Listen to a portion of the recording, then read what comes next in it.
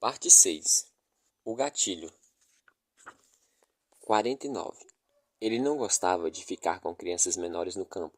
Elas lhe lembravam do seu irmãozinho, que o tinha perdido. O que estava lá na manhã, que tinha saído à procura de comida e não estava lá quando voltou. O irmão que ele nunca encontrou. No campo, quando ele não estava treinando, ou comendo, ou dormindo, ou limpando o alojamento, ou lustrando as botas, ou limpando o rifle, ou prestando serviços na cozinha, ou trabalhando no hangar do P&R. Ele era voluntário dos alojamentos das crianças e recebia os ônibus que chegavam. Ele não gostava de acompanhar as crianças pequenas, mas ficava com elas mesmo assim. Nunca perdeu a esperança de que um dia encontraria o irmãozinho, de que um dia iria entrar no hangar da recepção e encontrá-lo sentado em um dos grandes círculos vermelhos pintados no chão, ou vê-lo balançando no velho pneu pendurado em uma árvore do playground improvisado ao lado do local de exercícios. Mas nunca o encontrou. No hotel, quando descobriu que o inimigo estava plantando bombas em crianças, perguntou-se se isso foi o que aconteceu com o irmão. Eles o achavam e o levaram para e depois fizeram com que ele engolisse uma cápsula verde e o enviaram novamente para ser encontrado com outras pessoas. Provavelmente não. A maioria das crianças estava morta. Apenas algumas foram salvas e levadas ao campo. O irmão provavelmente não viveu muito depois do dia em que desapareceu. Mas ele pode ter sido raptado. Pode ter sido obrigado a engolir a cápsula verde. Pode ter sido jogado de volta ao mundo e deixado sem rumo até tropeçar em um grupo de sobreviventes, que o acolhera, alimentara e encheram o aposento com seu hálito. Pode ser que tenha acontecido dessa forma. O que aconteceu com você? Zumbi queria saber. Eles tinham atravessado o estacionamento para encontrar um cilindro de CO2 na velha lanchonete. Zumbi tinha desistido de falar com ele, exceto para dar uma ordem, e tinha desistido de fazer com que ele falasse. Quando, quando fez a pergunta, Zumbi não esperava a resposta. Sempre sei quando algo incomoda. Você fica com uma expressão de quem está com dor de barriga, como se estivesse tentando evacuar um tijolo. O cilindro não estava muito pesado, mas Zumbi estava ferido e tomou a dianteira no caminho da volta. Ele estava nervoso, pulando em cada sombra. Ele repetia que alguma coisa estava errada. Alguma coisa com aquele Evan Walker e alguma coisa com a situação em geral. Zumbi que estava sendo Zumbi achava que estava sendo enganado. De volta ao hotel, Zumbi mandou Dumbo chamar Evan no andar superior. Depois esperaram Evan dentro do elevador. Sabe, Pão, isso confirma exatamente o meu ponto de vista. Ataques com pulso eletromagnético, tsunamis, pragas e alienígenas disfarçados, crianças que passaram por lavagem cerebral e agora crianças com bombas dentro delas. Por que estão complicando tantas coisas? É como se eles quisessem uma luta, ou quisessem que a luta fosse interessante. Ei, talvez seja isso. Talvez se atinja certo ponto da evolução em que o tédio é a maior ameaça à sobrevivência. Talvez isso seja uma conquista, afinal, não um jogo. Como uma criança arrancando asas de moscas. À medida que os minutos passam, Zumbi ficava mais nervoso. O que foi agora? Em que raio de lugar ele se meteu? Ah, Cristo, você não acha que... melhor subir, pão de ló. Leve esse traseiro lá para cima e, se precisar, carregue o cara até aqui. Na metade da escada, ele ouviu uma batida acima, depois voltou o mais leve, e depois um grito. Ele ficou à porta a tempo de ver o corpo de Cassie passar voando e bater no chão.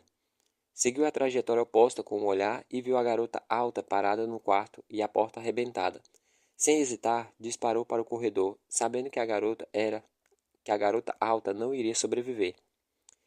Ele era um bom atirador, o melhor do seu esquadrão até a chegada de Esp, e sabia que não iria errar. Mas Cassie se jogou sobre ele, e a garota alta sumiu da sua mira. Ele tinha certeza de que teria matado Cassie se não tivesse intervido. Ele tinha certeza de que teria matado-a se Cassie não tivesse intervido. E então a garota alta atirou nele e ele bateu na parede. Dumbo rasgou a camisa e apertou o ferimento com um tampão improvisado. Disse-lhe que não era grave, que ia sobreviver, mas ele sabia que era mentira. Tinha estado perto da morte várias vezes. Conhecia o seu cheiro, o seu gosto e a sensação.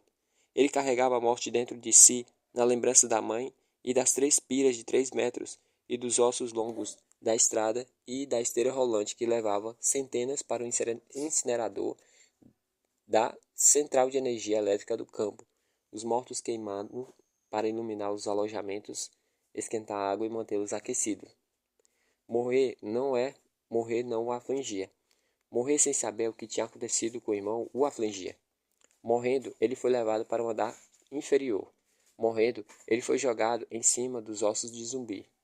E então, no estacionamento, Zumbi caiu, e os outros o rodearam, e Zumbi bateu no pavimento congelado até a pele dele, das palmas das mãos ficarem feridas. Eles o deixaram depois disso. Ele não estava zangado, ele compreendeu, ele estava morrendo. E então ele se levantou, não de imediato. Primeiro ele rastejou. A garota alta estava parada no saguão quando ele se arrastou para dentro. Ela estava do lado de fora quando abriu para a escada, segurando uma pistola com as 2 mãos, curvando-se a cabeça como se tivesse tentado ouvir alguma coisa. Foi quando ele se levantou. A garota alta se enrijeceu e virou-se. Ela ergueu a arma, mas abaixou-a quando viu que ele estava morrendo. Ela sorriu e disse olá. Ela o estava observando ao lado das portas da frente, por isso não viu o elevador, nem Evan saindo de dentro dele. Evan perdão. Evan o viu e congelou, como se não soubesse o que fazer. Conheço você. A garota alta estava andando em sua direção. Se ela te virasse naquele momento, se olhasse para trás, viria Evan. Então ele empunhou a pistola para distraí-la, mas a arma foi tirada de suas mãos com um chute e aterrissou no chão. Ele tinha perdido muito sangue. Sua pressão arterial estava caindo. O coração não conseguia bombear com força suficiente e ele estava ficando com pés e mãos dormentes. Ficou de joelhos e estendeu a mão para a arma. Ela atirou na sua mão. Ele caiu sentado e enfiou a mão ferida no bolso como se pudesse protegê-la. Puxa, você é um garoto grande e forte, não é? Quantos anos você tem? Ela esperou a resposta. O que foi? O gato comeu sua língua? Ela lhe deu um tiro na perna. Depois esperou que ele gritasse, chorasse ou dissesse alguma coisa. Quando ele não fez nada disso, ela lhe deu um tiro na outra perna. Atrás dela, Evan se jogou de bruços no chão e começou a rastejar em direção deles. Ele sacudiu a cabeça para Evan, arquejando. Estava com o corpo todo entorpecido. Não havia dor, mas uma cortina cinza que tinha caído sobre os olhos. A garota alta se aproximou. Agora ela se encontrava a meio caminho entre ele e Evan. Ela apontou a arma no meio da sua testa. Diga alguma coisa, ou vou estourar os seus miolos. Onde está Evan? Ela começou a virar. Talvez tivesse ouvido Evan rastejar até ela. Então ele se levantou pela última vez para distraí-la. Ele não se levantou depressa. Ele precisou de mais de 1 minuto. As botas escorrendo no ladrilho, molhada de neve derretida. Levantou-se, caiu e de fato o manteve. E o fato de manter a mão no molhado da neve derretida, levantou-se, caiu, perdão. E o fato de manter a mão no bolso tornou a tarefa 2 vezes mais difícil. A garota alta sorriu e deu uma risadinha, mostrando um ar afetado como de crianças na escola. Ele era gordo, ele era desajeitado, ele era estúpido, ele era um monte de banha. Quando ele finalmente se levantou, ela atirou novamente. Por favor, antes de pressa, estou desperdiçando minha munição. A embalagem plástica no bolso estava dura e amarrotada, e sempre fazia barulho quando brincava com ela no bolso. Foi assim que a mãe soube que ele o tinha no dia em que o irmão desapareceu. Foi assim também que os soldados no ônibus souberam, e o sargento do treinamento o chamou de Pão de Ló, porque adorou a história do garoto gordo que chegou ao campo com apenas as roupas do corpo e um pacotinho de migalhas de bolo velho no bolso. O saco plástico para sanduíches que ele tinha achado ao lado de fora das portas do hotel não farfalhava. Ele era muito mais macio e não produzia ruídos quando o tirou do bolso. O saquinho deslizou para fora em silêncio, e da mesma forma que ele tinha estado desde que lhe dissera para calar a boca. Cala a boca, cala a boca. O sorriso da garota desapareceu, e Pão de Ló recomeçou a rastejar, na direção dela, na direção do elevador, na direção da porta lateral, no final do corredor. Ei, o que você tem aí, grandalhão? Ah, que é isso? Tenho a impressão de que não é um analgésico. O sorriso da garota alta voltou. Contudo, um tipo diferente de sorriso. Um sorriso agradável. Ela ficava muito bonita com aquele sorriso daquele jeito. Provavelmente, ela era a garota mais bonita que já tinha visto. Você tem que ter muito cuidado com isso aí, entendeu? Ei, ei, sabia disso? Vou fazer um acordo com você. Abaixa a arma se você abaixo a arma se você abaixar a coisa aí, certo? O que você acha? Então, ela fez o que prometeu. Ela colocou a arma no chão, tirou o rifle do ombro e colocou no chão. Depois levantou as mãos. Posso ajudar você. Ponha isso no chão e eu vou ajudar você. Você não precisa morrer. Sei como curar você. Eu. Eu só não sou como você. Certamente não sou tão corajosa e forte. Não acredito que você ainda esteja de pé. Ela ia esperar. Ela ia esperar até ele desmaiar e cair morto. Tudo o que tinha que fazer era continuar falando, sorrindo e fingindo que gostava dele. Ele abriu o saquinho. A garota alta não estava mais sorrindo. Ela estava correndo na direção dele, mais depressa do que ele tinha visto quando alguém corre em direção a toda a vida. O véu cinza tremeluziu enquanto ela avançava. Quando ela se aproximou, os pés dela saíram do chão e ela saltou como um raio no ponte em que tinha me dado, perdão, e ela saltou como um raio no ponto em que tinha me dado um tiro, atirando-se para trás de encontro ao batente de metal da porta. O saquinho saiu voando dos meus dedos, entorpecidos, e deslizou em um disco de hóquei do ladrilho. O véu cinza preto durante um segundo. Ficou preto durante um segundo. A garota alta girou com a graça de uma bailarina na direção do saquinho. Ela enganchou a perna dele no tornozelo dela e o fez cair estendido no chão. Ela era muito rápida e ele estava muito ferido. Ela chegaria lá antes dele. Assim, ela pegou a arma que tinha largado e atirou nas costas da garota. E depois ele se levantou pela última vez, jogou a arma para longe e passou por cima do corpo entorpecido da garota. Foi só aonde chegou antes de cair pela última vez. Pão de Ló rastejou até o saquinho. Ela rastejou atrás dele. Ela não conseguia se levantar. A bala estava esmigalhando a sua coluna vertebral, deixando-a paralisada da cintura para baixo. Mas ela era mais forte do que o garoto e não tinha perdido tanto sangue. Ele apanhou o saquinho no chão. Ela agarrou seu braço e o puxou como se ele não pesasse nada. Ela o mataria em um único soco no coração agonizante. Mas ele só precisava respirar. Pão de Ló pôs a abertura do saquinho sobre a boca e respirou. Livro 2. Parte 7. A soma de todas as coisas. 50. Eu estou sentada sozinha numa sala de aula sem janelas. Carpete azul, mesas brancas compridas, monitores de computadores brancos com teclados brancos. Eu estou usando o macacão branco de novos recrutas. Campo diferente, mesmo procedimento, até o implante na nuca e a viagem ao País das Maravilhas. Ainda estou pagando por essa viagem. Você não se sente vazio depois de extraírem suas lembranças. Todo o corpo dói. Músculos também retêm lembranças. É por isso que eles têm que prendê-lo com correias durante o trajeto. A porta se abre e o comandante Vosch entra no aposento. Ele carrega uma caixa de madeira que coloca na mesa à minha frente. Você está com um bom aspecto, Marika, ele disse. Muito melhor do que imaginei. Meu nome é especialista. Ele concorda. Ele entende exatamente o que quero dizer. Mas, uma vez, eu me perguntei se as informações reunidas pelo País das Maravilhas percorrem uma via de duas mãos. Se você pode fazer o download da experiência humana, por que não poderia fazer o oposto? É possível que a pessoa que está sorrindo para mim agora encerre as lembranças de todos os seres humanos que passaram pelo programa.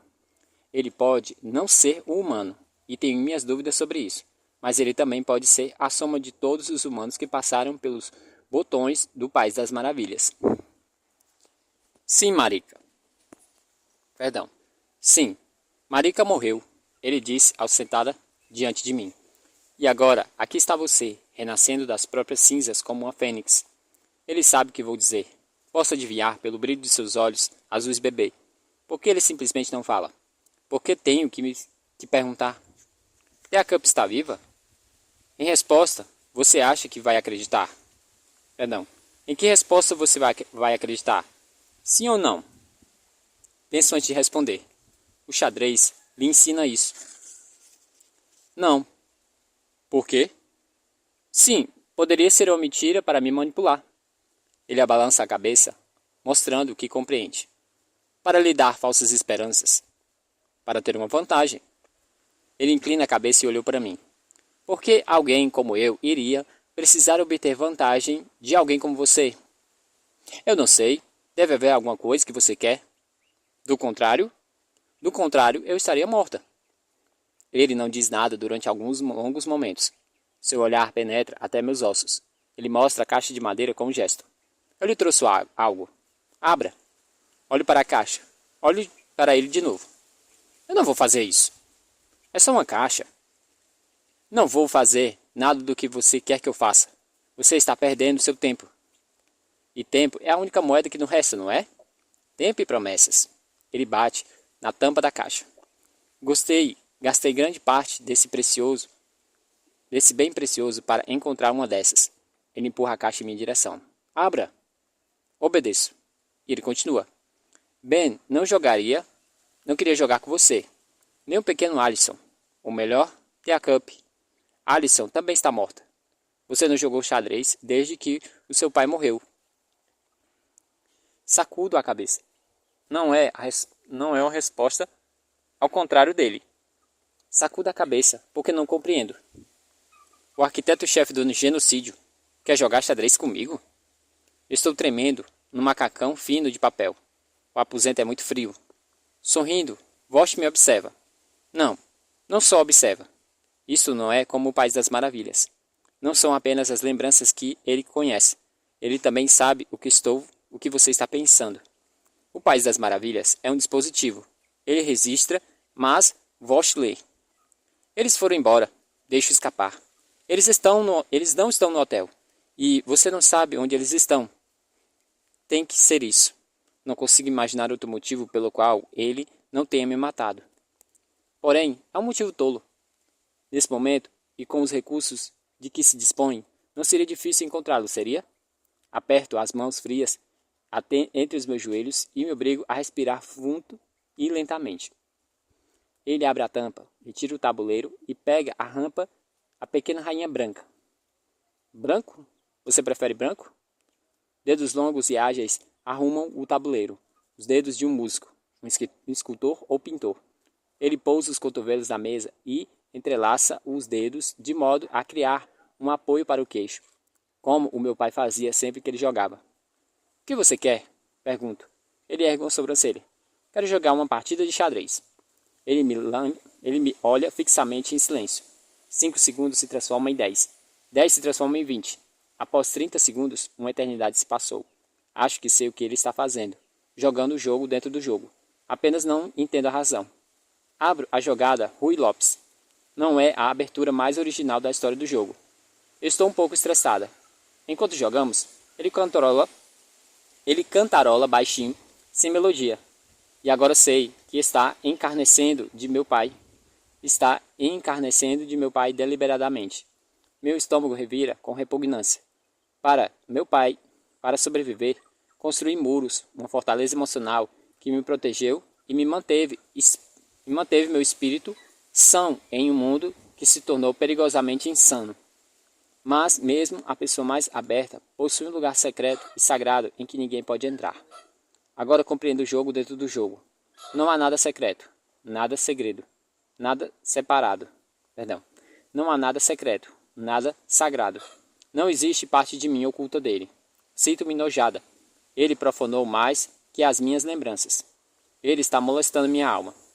O mouse e o teclado à minha direita não têm fio, mas o monitor ao lado dele tem. Mergulho por cima da mesa, desfiro um golpe na cabeça dele e enrolo o fio em sua garganta, executando em 4 segundos, terminando em 4 minutos. A não ser que estejamos sendo observados, e provavelmente estamos, Vosh vai viver. Teacup e eu vamos morrer. E, mesmo que eu consiga acabar com ele primeiro, a vitória vai ser pírrica, supondo que a alegação de Evan Walker seja verdadeira. No hotel, mostrei isso a Sullivan quando ela disse que Evan se sacrificou para explodir a base. Se eles podem entrar em corpos humanos, também podem fazer cópias de si mesmos.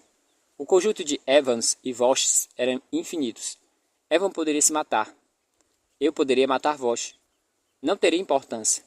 Por definição, as entidades dentro deles são imortais.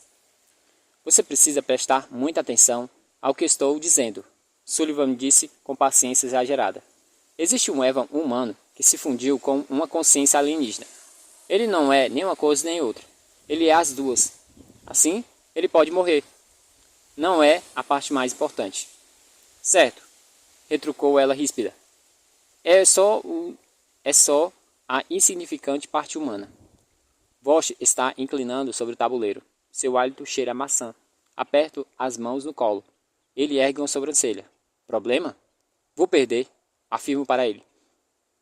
Ele finge surpresa. O que faz pensar nisso? Você conhece os meus lances antes de eu fazê-los. Você está se referindo ao programa do País das Maravilhas, mas está esquecendo que somos mais do que a soma de nossas experiências. Os seres humanos podem ser maravilhosamente imprevisíveis.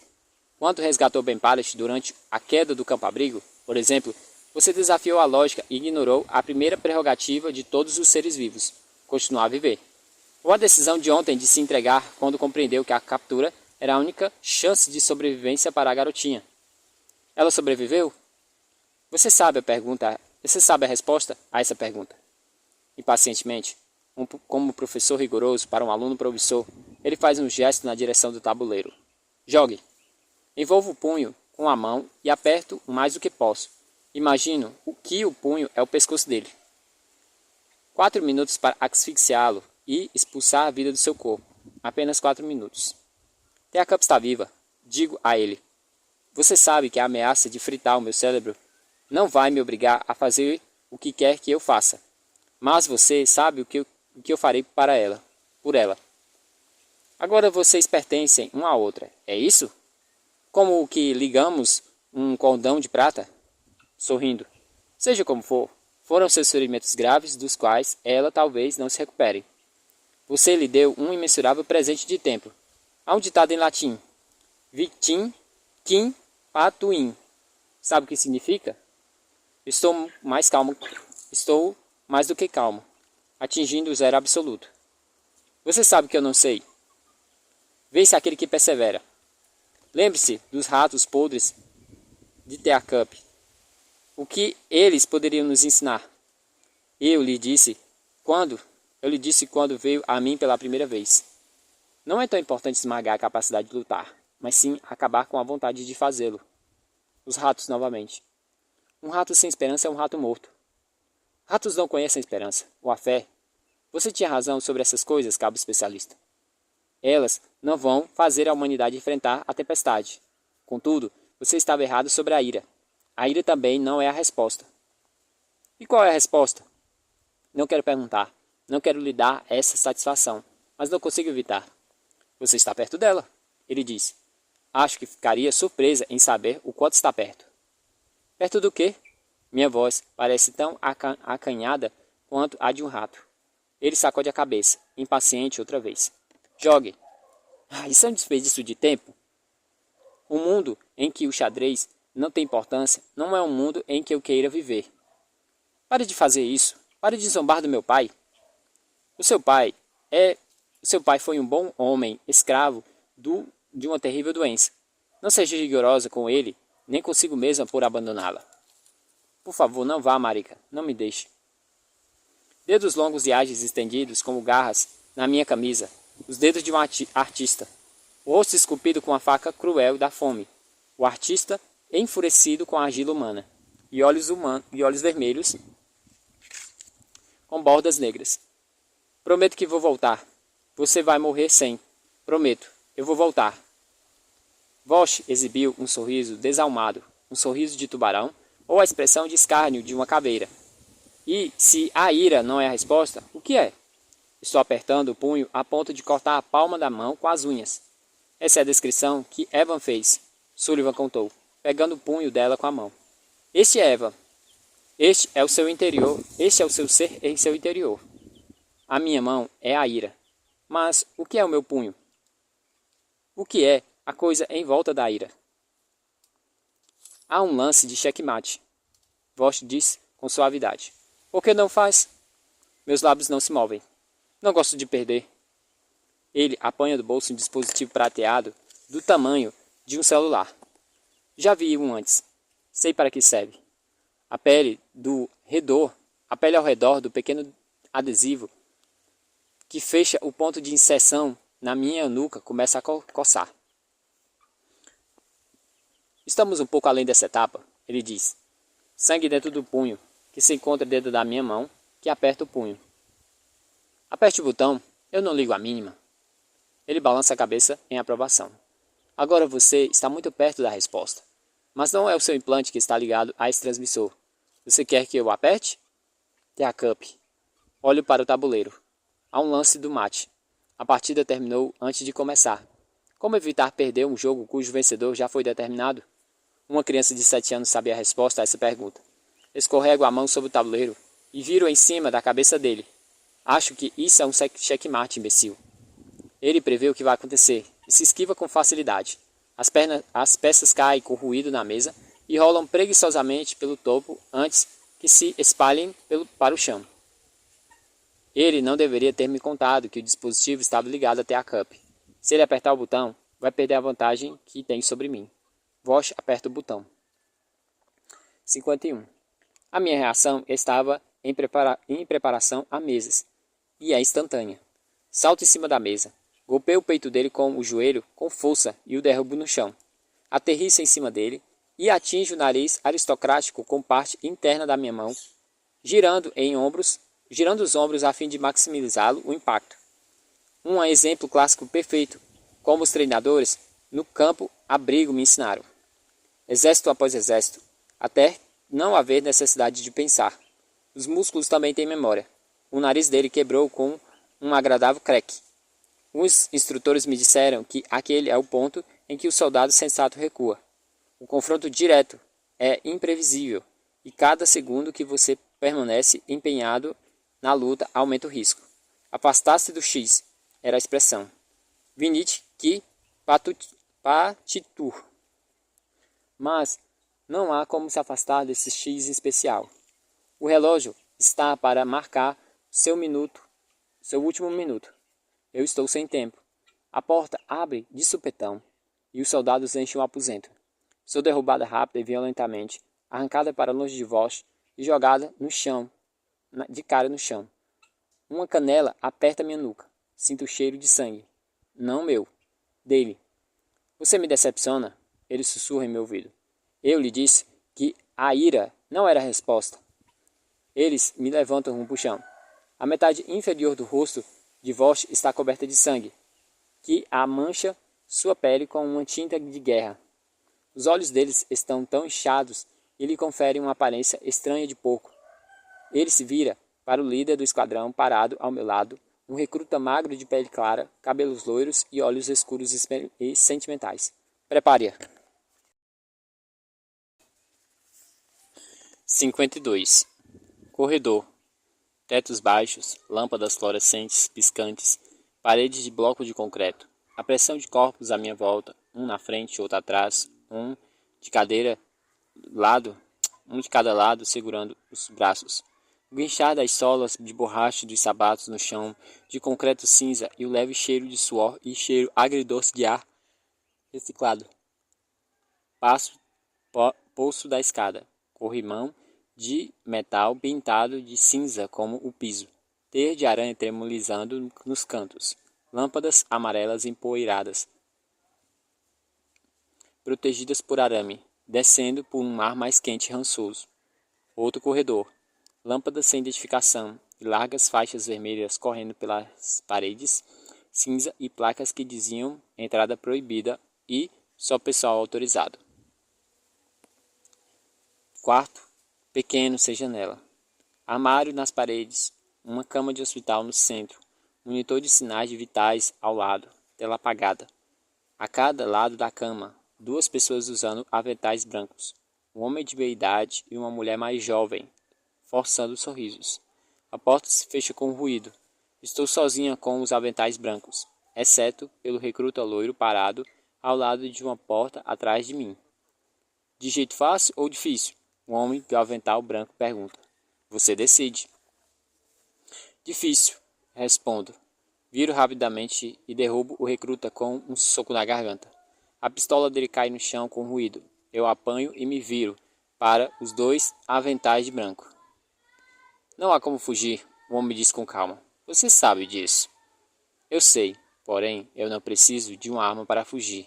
Pelo menos, não para fugir no sentido a que ele se refere. Não vou fazer reféns e não vou matar ninguém. Matar esses seres humanos é o objetivo do inimigo.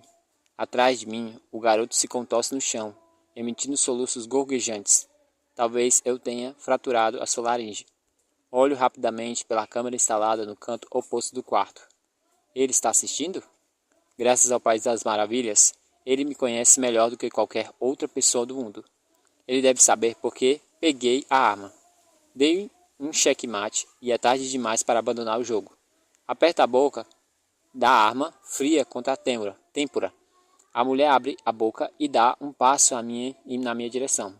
Marica, ela murmura com um olhar bondoso e suave. Ela está viva, porque você está.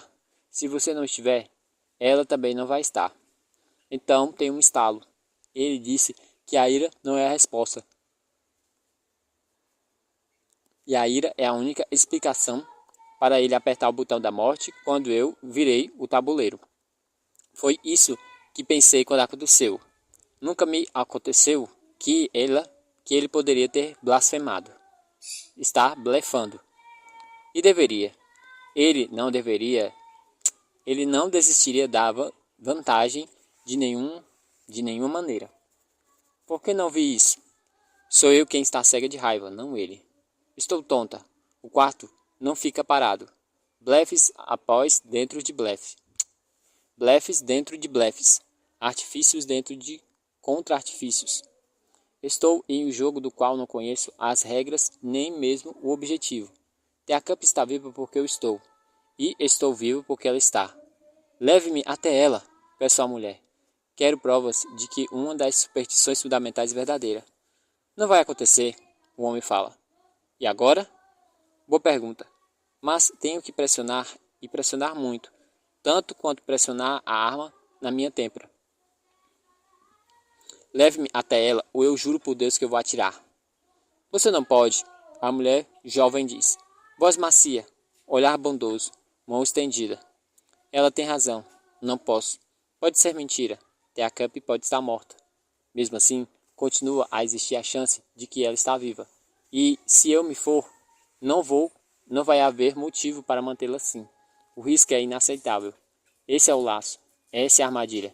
E ali, a estrada das promessas impossíveis termina no beco sem saída. Esse é o único resultado possível da antiquada crença de que a vida insignificante de uma criança de 7 anos ainda importa. Sinto muito, Thea Cup. Eu deveria ter posto um fim nisso na floresta.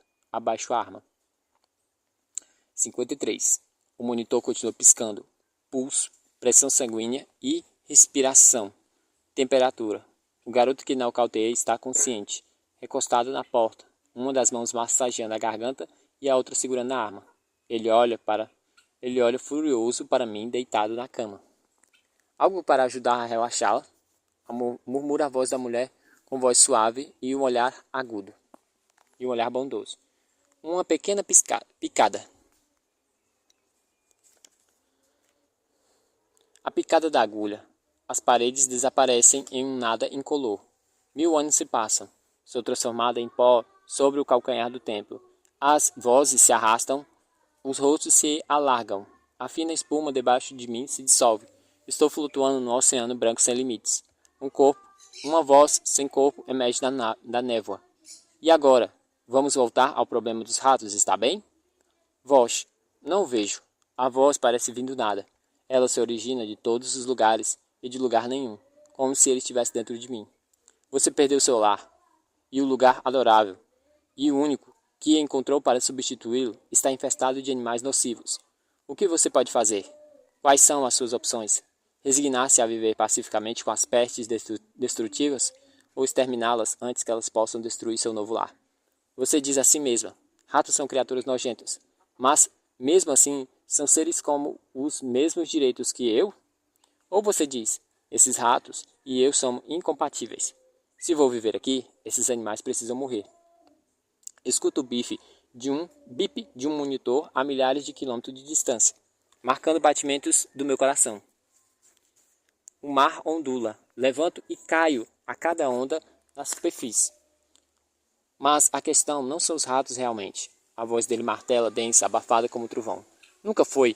A necessidade de exterminá-los é natural. É o método que a incomoda. A verdadeira questão, o problema, são as rochas. A cortina branca se afasta. Ainda estou flutuando, mas agora estou muito acima da terra, em um lugar vazio, negro, repleto de estrelas, e o sol, que beija o horizonte, pinta a superfície do planeta abaixo de mim com um dourado tremulizante. O monitor bipa freneticamente, e uma voz diz: ah, droga. E então há de voz: respire, Marika. Você está totalmente segura. Totalmente segura. Então foi por isso que me sedaram. Se não tivesse feito, provavelmente meu coração teria parado devido ao choque. O efeito é tridimensional, indistinguível da realidade, exceto pelo fato de que eu não estaria respirando no espaço, ou ouvindo a voz de voz em um lugar onde som não existe. Essa é a Terra como era há 66 milhões de anos atrás. Lindo, não é? Um paraíso inato. A atmosfera antes de vocês a envenenarem. A água antes de vocês a sujarem. A terra abundante de vida antes que vocês, roedores que são, a terem estralhaçado em pedaços para alimentar o apetite voraz e construir seus ninhos imundos. Ela poderia ter parecido pura por outros 68 milhões de anos, livre de sua gula mamífera, não fosse pelo encontro casual com um visitante alienígena 1,4 do tamanho de Manhattan. Ele passa zunindo por mim, com cicatrizes e marcas de varíola, apagando as estrelas enquanto gira na direção do planeta. Quando atravessa a atmosfera, a metade inferior do asteroide começa a brilhar. Amarelo vivo, depois branco. E assim o destino do mundo está decidido, por uma rocha. Agora estou na praia, de um mar vasto e raso, assistindo ao asteroide cair. Um ponto minúsculo, um pedregulho insignificante. Quando a poeira do impacto assentar, 3,4 de toda a vida da Terra não se existirá mais. O mundo acaba. O mundo recomeça. A humanidade deve sua existência a um minúsculo capricho cósmico, a uma rocha. Quando se pensa a respeito, é realmente notável. O chão estremece. Um estouro distante, depois um silêncio sinistro. E dentro dele está o enigma, a charada que vocês têm evitado, porque confrontar o problema abala os alicerces, não é mesmo? Desafia explicações, converte tudo o que aconteceu em algo impossivelmente discordante, absurdo e disparatado. O mar se agita, a névoa se move e gira, a água está fervendo e sumindo. Um muro sólido de poeira e rocha surge em minha direção, apagando o céu. O mar fica repleto de guinchos estridentes, com gritos de animais agonizantes. Não preciso dizer o óbvio, preciso? A questão tem incomodado você por um longo tempo. Não posso me mover. Sei que não é real, mas meu pânico é como um imenso muro de vapor e poeira que desce. 1 milhão de anos de evolução me ensinaram a confiar nos meus instintos, e a parte primitiva do meu cérebro está surda à parte racional que grita com voz estridente como um animal agonizante. Não é real, não é real, não é real. Pulsos eletromagnéticos, gigantescas varinhas de metal caindo do céu como chuva, praga viral.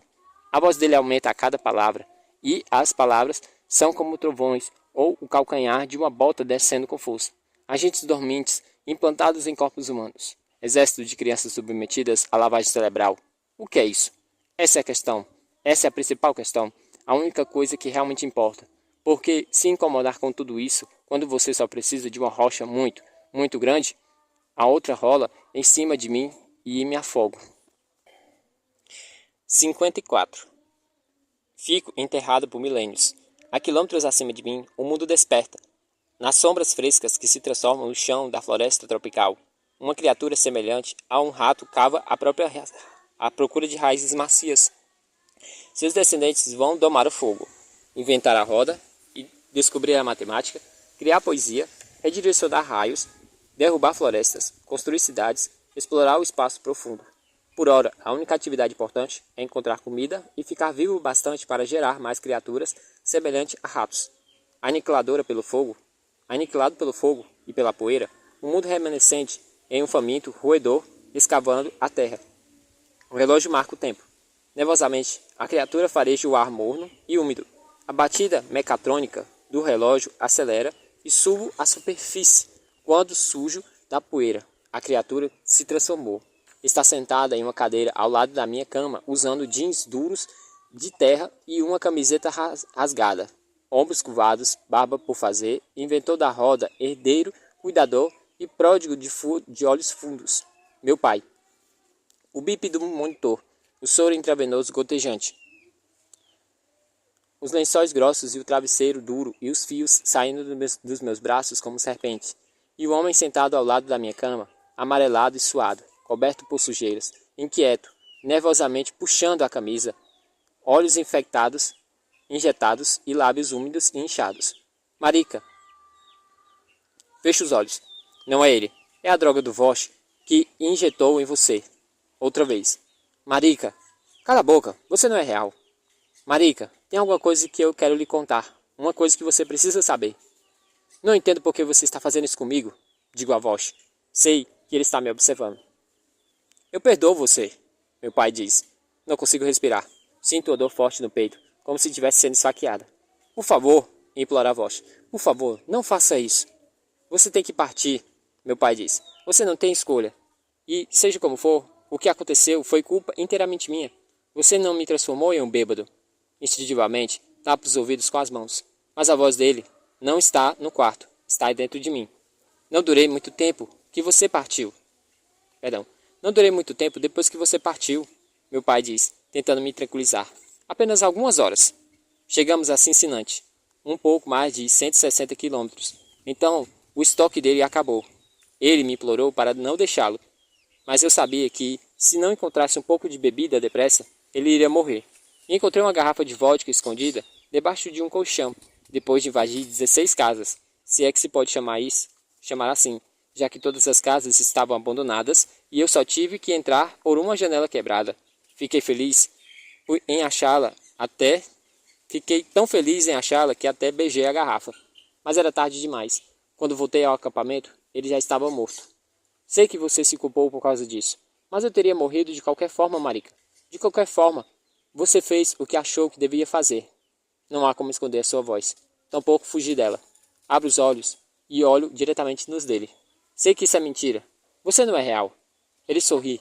O mesmo sorriso de quando eu fazia um lance particularmente bom na partida. Professor deleitado. Vim para lhe dizer isso. Ele esfrega os dedos longos nas coxas e posso ver a sujeira incrustada em suas unhas. Essa é a lição, Marica. É assim que eles querem que você entenda. Mão quente de encontro à pele fria. Ele está tocando meu braço. A última vez em que senti sua mão foi no rosto com tapas fortes e doloridos, enquanto a outra me mantinha imóvel. Vagabunda, não me deixe. Nunca me deixe, vagabunda. Cada vagabunda enfatizando um tapa. A mente dele não existia mais. Via coisas que não estavam mais lá, na profunda escuridão que surgia todas as noites. Ouvia coisas do terrível silêncio que ameaçava esmagá-lo todos os dias. Na noite em que ele morreu, ele acordou gritando, arranhando os olhos. Ele sentia insetos rastejando dentro deles. Aqueles mesmos olhos inchados, olhando fixamente para mim agora. E as marcas dos arranhões debaixo dele ainda frescas. Outro círculo, outro cordão de prata. Agora sou eu quem vê as coisas, ouve as coisas, sente as coisas que não estão ali, no terrível silêncio.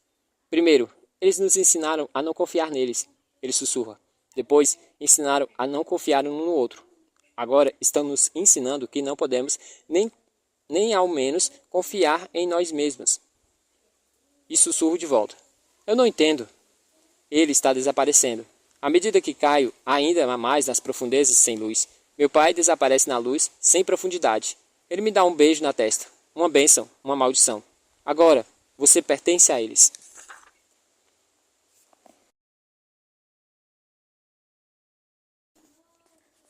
55.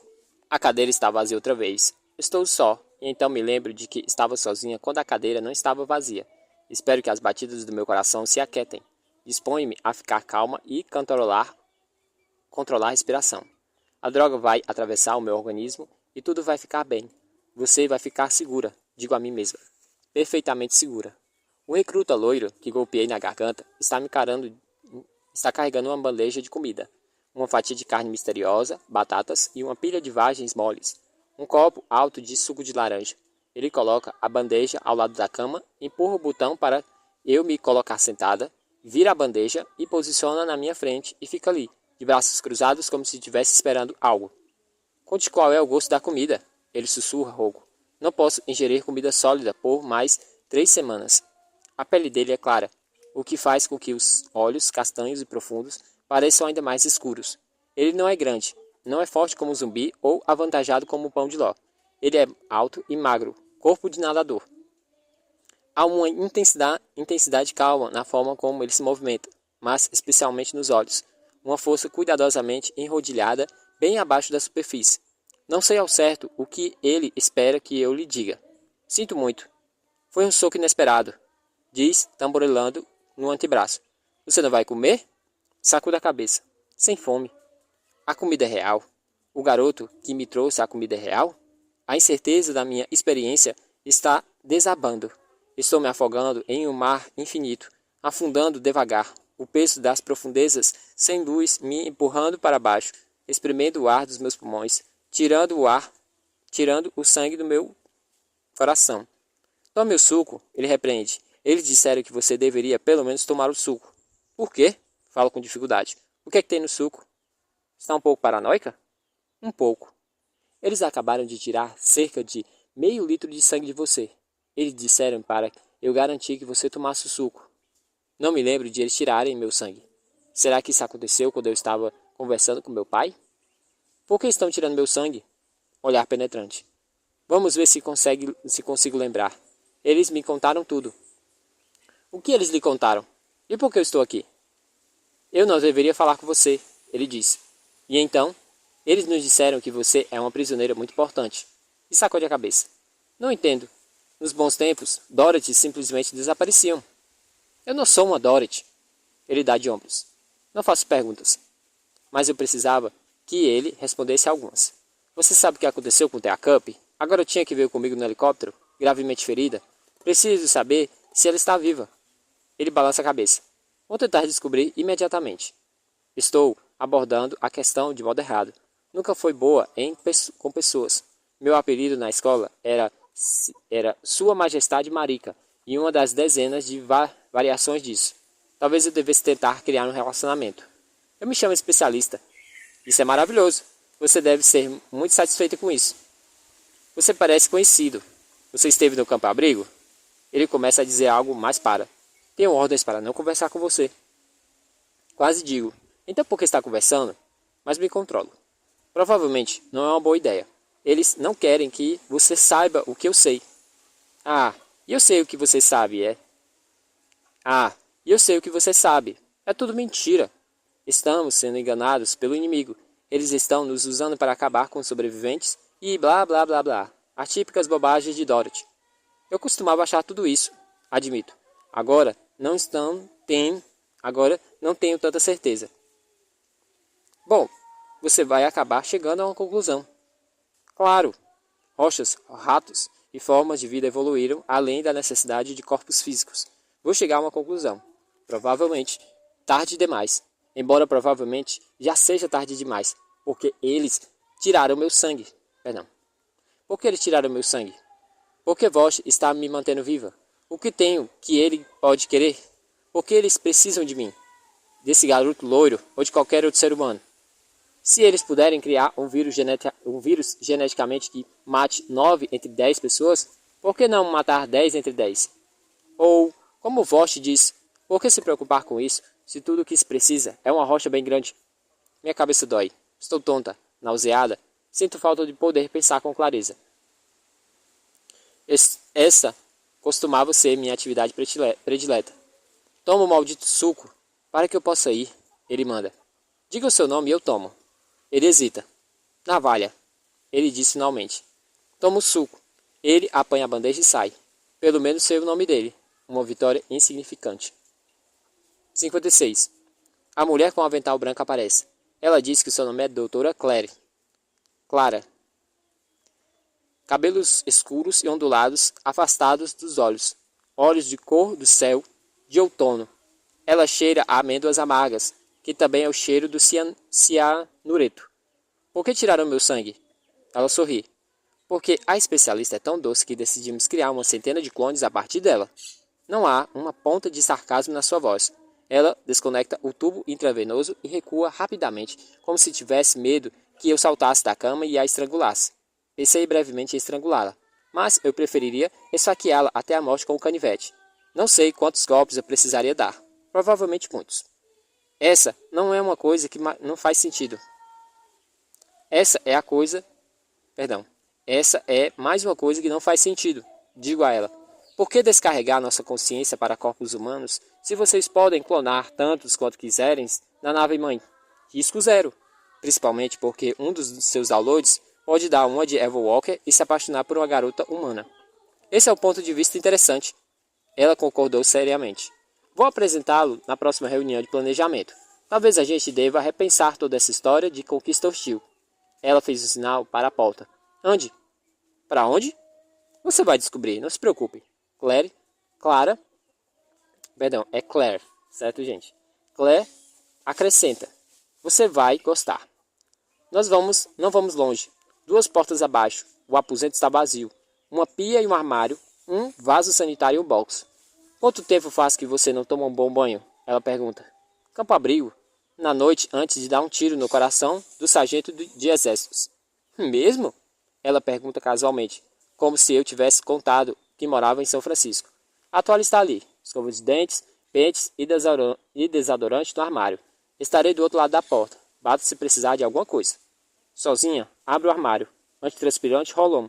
Um pente, um tubo de pasta de dente do tamanho de viagem. Uma escova de dentes numa embalagem de plástico, sem fio dental. Pensei que teria fio dental. Perco alguns minutos me perguntando quanto tempo levaria para afiar a ponta de uma escova de dentes até transformá-la em um bom instrumento cortante. Depois, tiro o macacão e entro no box. Penso em Zumbi.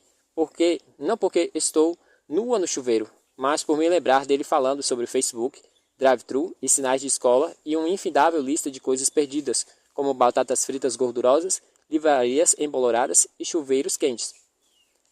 Ajusto a temperatura mais alto que posso suportar e deixo a água cair em mim como chuva até as pontas dos dedos ficarem enrugados. Sabonete de lavanda, shampoo de frutas. O caroço duro do minúsculo transmissor rola sobre os meus dedos. Agora você pertence a eles. Jogo o frasco de shampoo contra o box da parede. Bato o punho nos azulejos repetidas vezes até que a pele dos nós dos dedos se abra. A minha raiva maior é que a soma de todas essas coisas perdidas. Bosch está me esperando no quarto 2 portas abaixo. Ele não me diz nada enquanto Claire envolve minha mão com ataduras e permanece em silêncio até estarmos a sós. O que você conseguiu fazer? Ele pergunta. Eu precisava provar uma coisa a mim mesma. A dor como a única prova verdadeira de vida? Saco da cabeça. Sei que estou viva. Ele concorda pensativo. Você gostaria de vê-la? Jacob está morta. E por que você acha isso? Não há motivos para deixá-la viver. É verdade. Se partirmos da suposição que o único motivo para mantê-la viva é manipular você, realmente, o narcisismo da juventude de hoje. Ele aperta um botão na parede. Uma tela desce do teto. Você não pode me obrigar a ajudá-lo, afirma enquanto luto contra uma crescente sensação de pânico, de perder o controle de algo que nunca controlei. Vosch estende a mão. Na palma da sua mão está um objeto verde brilhante, na forma e do tamanho de uma grande cápsula gelatinosa. Um fio fino, como um cabelo, projeta-se em uma das pontas. Essa é a mensagem. A luz enfraquece. A tela tremula e cria vida. A câmara se eleva sob um campo de trigo destruído no inverno. pelo inverno. Na distância, uma casa de fazenda e algumas construções externas e um silo enferrujado. Um vulto minúsculo tropeça de um box e margeia o campo e caminha com dificuldade entre as artes secas e quebradas na direção do amontoado de casas. Esse é o mensageiro. Daquela altura, não é possível distinguir se é um menino ou menina. Aqui apenas é uma criança pequena. Da idade de Nugget? Menor. Região central de Kansas. Voz continua. Ontem, aproximadamente às 13 horas, a outra figura surge nos degraus da varanda. Após um minuto, mais uma pessoa sai. A criança começa a correr até elas. Essa não é Thea Cup? Sussurro. Não.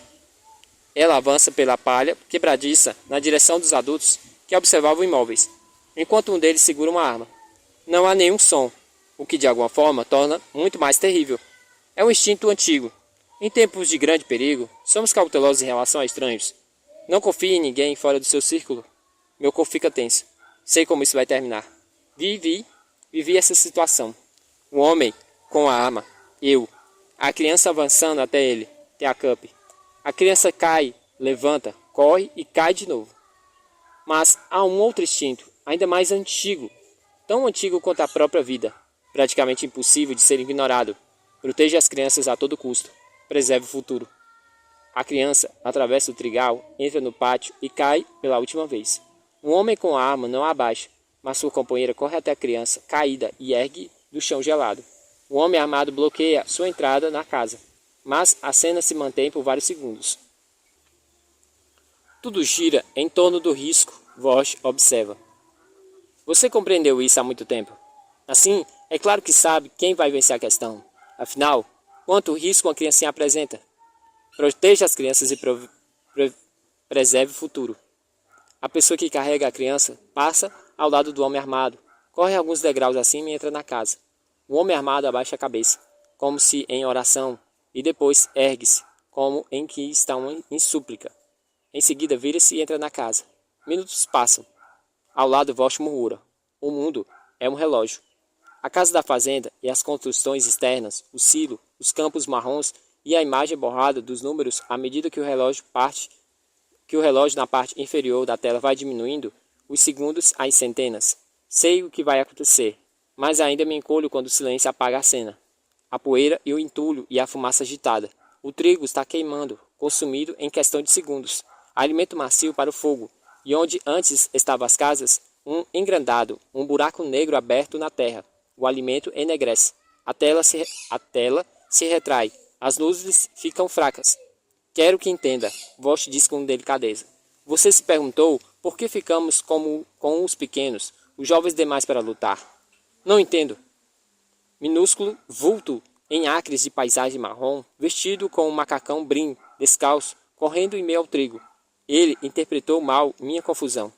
O dispositivo no corpo da criança está calibrado para detectar o mínimo flutuações de dióxido de carbono, o principal componente do hálito humano. Quando o dióxido de carbono atinge certo limite, indicando a presença de múltiplos alvos, ele detona. Não! Sussurro. Eles a levaram para dentro. Envolveram no cobertor quente. Deram-lhe água. Lavaram o seu rosto. O grupo se reuniu em volta dela, indunando-lhe com o seu hálito. Eles estariam igualmente mortos se você soltasse uma bomba.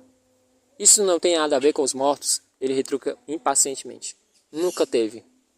As luzes ficam mais fortes. A porta se abre e Claire entra empurrando um carrinho de metal, seguindo por uma coleguinha de avental branco e navalha, que olha para mim e desvia o olhar.